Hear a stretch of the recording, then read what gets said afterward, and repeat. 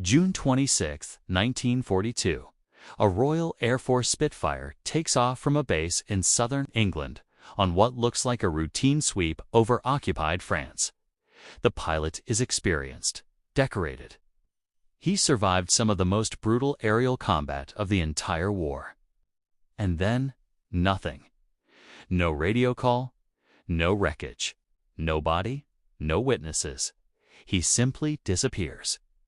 Now here's where it gets strange. The Germans don't claim a kill. No Luftwaffe pilot files a report. No coastal radar picks up a crash.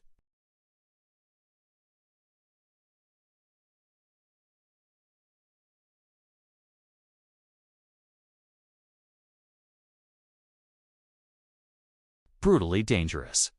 You weren't flying over England anymore, where if your engine quit or you took a cannon round through the cockpit, you might be able to bail out over friendly fields. Over France, over the Channel, if something went wrong, you were on your own. Pilots understood this. They flew anyway. And in that summer of 1942, one pilot flew his last mission. And no one, not the RAF, not the Germans, not historians who've spent decades digging through archives on both sides, has ever definitively explained what happened to him. His name was Flight Lieutenant William Lancelot Billy Fisk.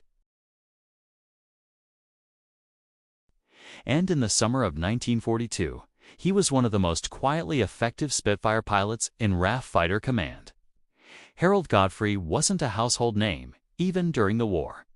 He wasn't like Douglas Bader, the legless ace who became a symbol of British defiance. He wasn't like Johnny Johnson, whose tally of confirmed kills would eventually make him the top-scoring Allied pilot in the European theater.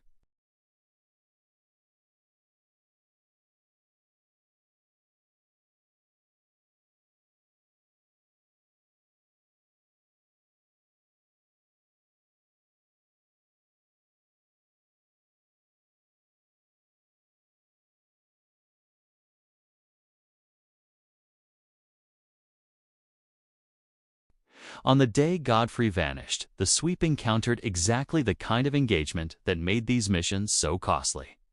The formation was bounced, which is the term pilots used for a surprise attack from above or from out of the sun. The oldest trick in aerial combat and still devastatingly effective. The FW-190s came down fast, hit the formation, and then used their superior roll rate to break away before the Spitfire pilots could respond. In that initial chaos, multiple aircraft were separated. Multiple pilots found themselves alone or in small groups, well below altitude, over hostile territory, trying to climb back up and find their squadrons. Harold Godfrey was one of them. The last anyone saw of him, he was banking away to the south, still under control, his aircraft apparently undamaged. There was no smoke, no fire. No obvious mechanical failure. The pilots who last saw him assumed he was repositioning, climbing back toward the formation. He never came back.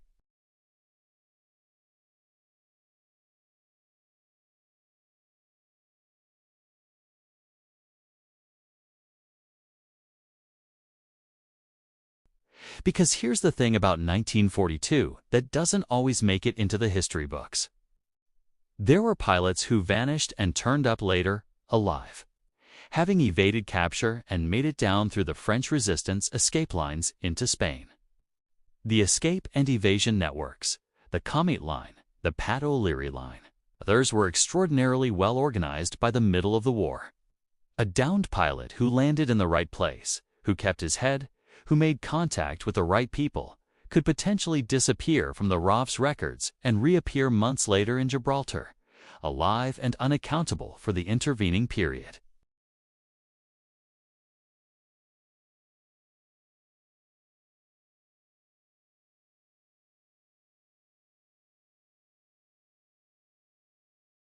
In 2009, a team of aviation archaeologists working the mudflats along the Kent coast, a stretch of shoreline that has given up an extraordinary number of aircraft over the decades.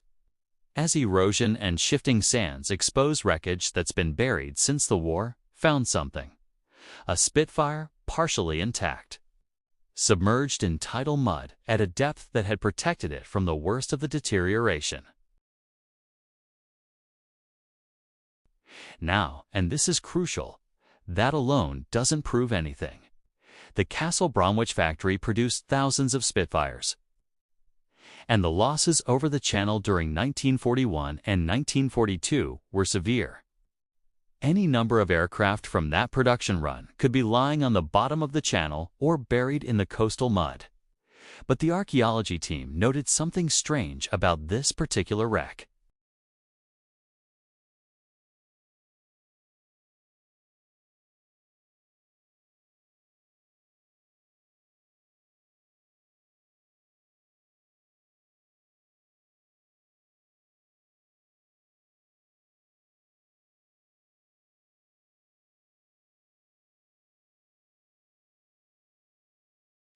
Men who flew out one morning and simply never returned. Harold Godfrey's name is among them. What happened to him in those final moments? Whether he died instantly in some unseen engagement, whether he fought to bring a damaged aircraft down onto the water, whether he survived long enough to know that rescue wasn't coming, none of it is in the record. And perhaps what's most striking about his story is how perfectly it captures something fundamental about that particular air war.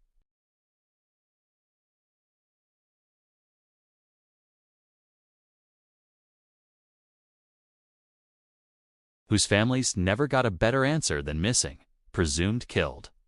The air war over the Channel was won. The RAV's offensive sweeps ground the Luftwaffe down, cost them pilots and machines they couldn't easily replace, kept pressure on the Western Front through some of the darkest years of the war. The price of that campaign was measured in men like Harold Godfrey, and the ledger for many of them has never been fully closed.